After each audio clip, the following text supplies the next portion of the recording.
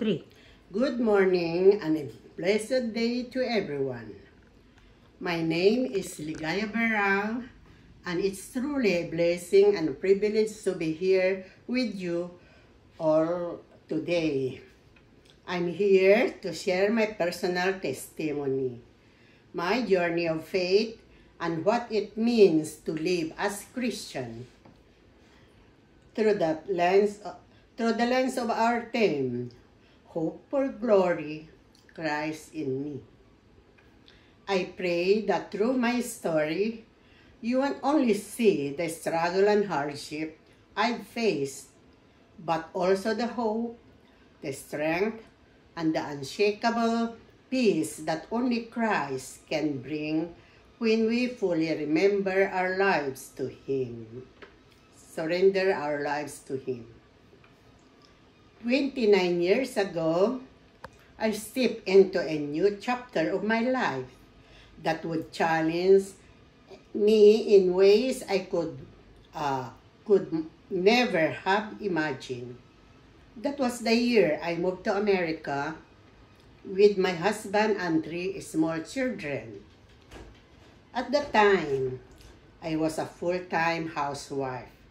My husband, who, as many of you know, was a person with a disability, depended on me not for care, but for strength and support. Our children were still very young, full of energy and dreams, and completely dependent on their parents for everything. We were newcomers in a foreign country. Yes, we had some extended family, but they had their own lives and responsibilities. We could not always depend on them for help, so in many ways, we were in our own.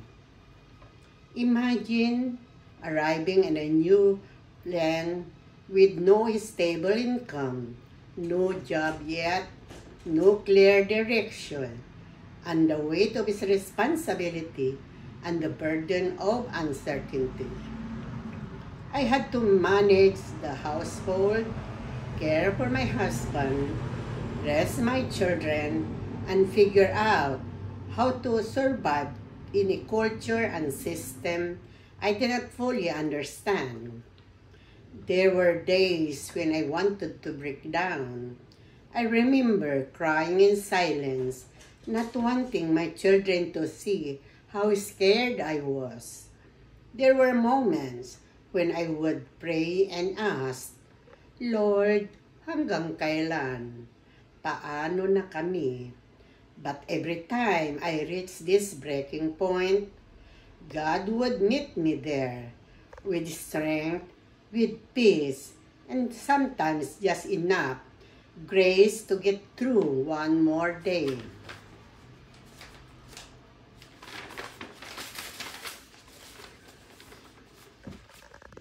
Looking back now, I know it was the hand of God that led us to the MFC, which at the time was still known as Couples for Christ.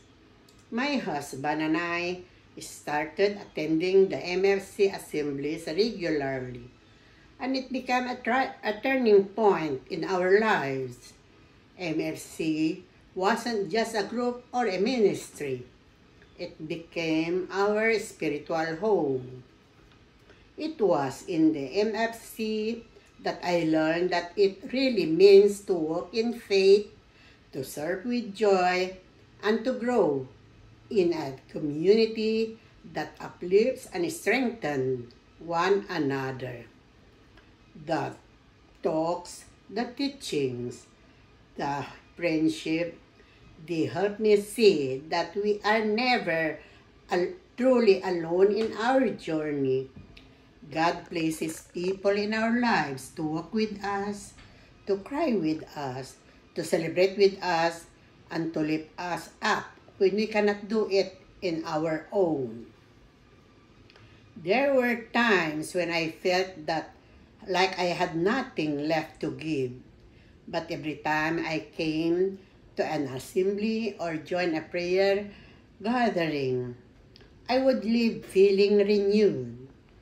It was a reminder that God was not done with me yet.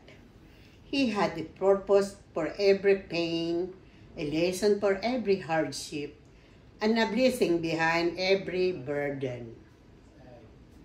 After years of walking this journey together, another trial came into our lives. My husband's health began to decline again. Eventually, he had to be moved to a long-term care facility, far from our home, but equipped to meet his growing needs. Visiting him wasn't easy. I had to wait for one of my children to be free from work to accompany me, and every visit came with mixed emotion. Joy because I get to see him, hold his hand, and talk to him. But also that sadness, knowing in my heart that time was running out. Until one day, the moment I had feared the most finally came. My husband passed away. It was a pain I cannot truly describe. Even though I had known it was coming, nothing truly prepares you for the final goodbye. But through the tears, I also felt a strange sense of peace. Because I know, without doubt, that my husband was a man of faith. He loved Jesus deeply. He was ready to meet his Creator. And that gave me comfort. That gave me hope.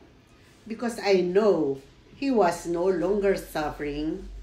He was finally in the presence of the Lord. No more pain, no more sorrow, just eternal rest in God's embrace. But after the funeral, after all the guests had gone home, I was left with a new reality, one that I don't know how to face. I was alone. My children had grown up. They were living their own lives, building their own dreams and families. I was proud of them, but I could not help but ask, what about me, Lord? What happened to me now?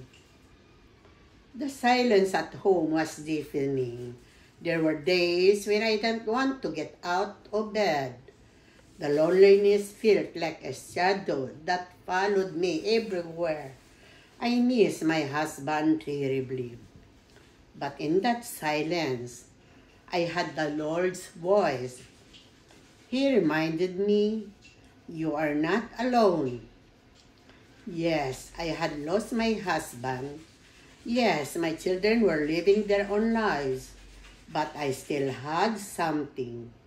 Someone more powerful than loneliness. I had Christ in me. His Spirit reminded me that I am still loved, still seen, still valued. And He showed me this through my MFC family.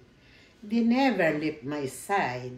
They called, they messaged, they invited me to pray, to serve, to continue working with the community.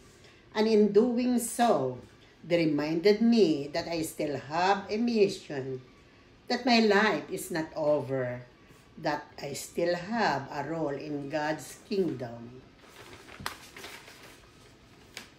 MFC became my lifeline during my darkest days of grief. It was through this family that God's love became tangible. And because of that, I can say with confidence, Christ lives in me. He is my hope for glory. I'm sharing this testimony not to tell you how strong I am, but to tell you how faithful God is. There are prayers I've prayed that were not answered the way I wanted. There were times I didn't understand why things happened the way they did. But I've learned that to trust that God always knows what's best. If you are going through something difficult right now, I want to encourage you. Keep going, keep trusting, keep the faith. Because even when He doesn't go according to our plans, God's plans is always better, and even in our pain, there is a purpose. Thank you so much for listening to my story. I hope that in some small way, it reminded you that you are never alone, and that glory can shine through even the hardest season in our lives. Let's continue to hold on to our faith, especially even don't make sense. Let us continue to trust into the one who holds our future.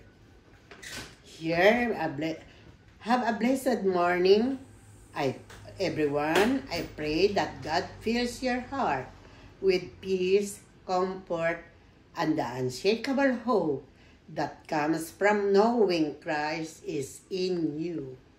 God bless us all, and thank you once again.